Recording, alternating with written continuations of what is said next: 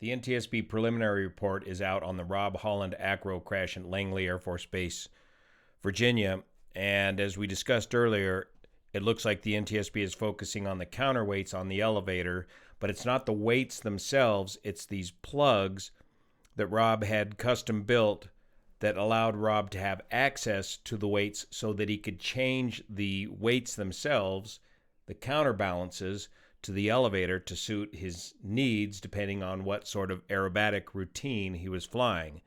And apparently, looking at these plugs in the counterweights, they appear to not be safety wired or safety in any sort of fashion. And it looks like the plug backed out on the left elevator. This is the right elevator here, showing it in its normal condition. But on the left elevator, they found the plug separated from the aircraft.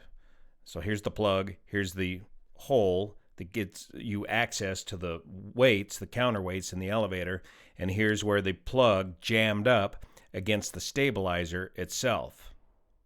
And here's the description of the accident here in the preliminary report.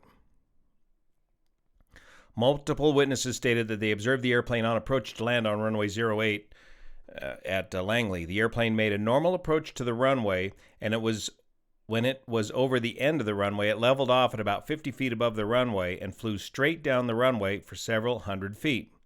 The airplane then porpoised twice, pitched straight up, rolled 90 degrees to the left, and descended to ground impact.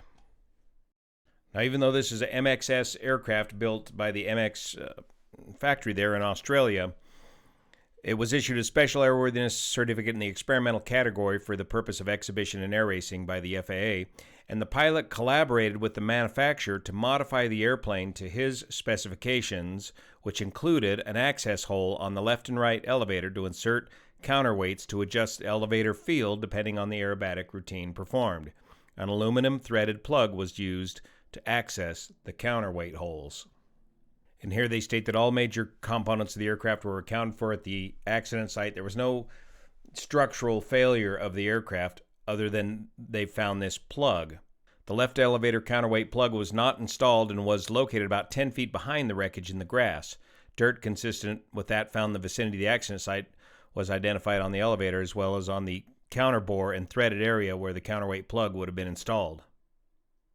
The counterweight plug threads were intact, it wasn't stripped, and also contained similar dirt contamination consistent with that found in the elevator.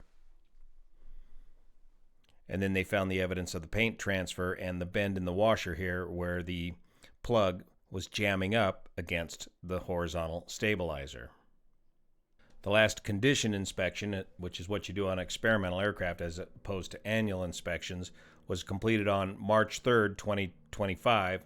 Now, the condition inspection is done annually at a total airframe time of 1,062 hours. So with no sort of safety device locking this plug in place, I could see how this plug could vibrate loose and jam up against the horizontal stabilizer. These sort of tiny details can prove to be very deadly in these very odd situations, especially when you're modifying or having the factory modify your own experimental aircraft. Thank you so much for your support of this channel, especially the folks over on Patreon that make this content possible. See you here.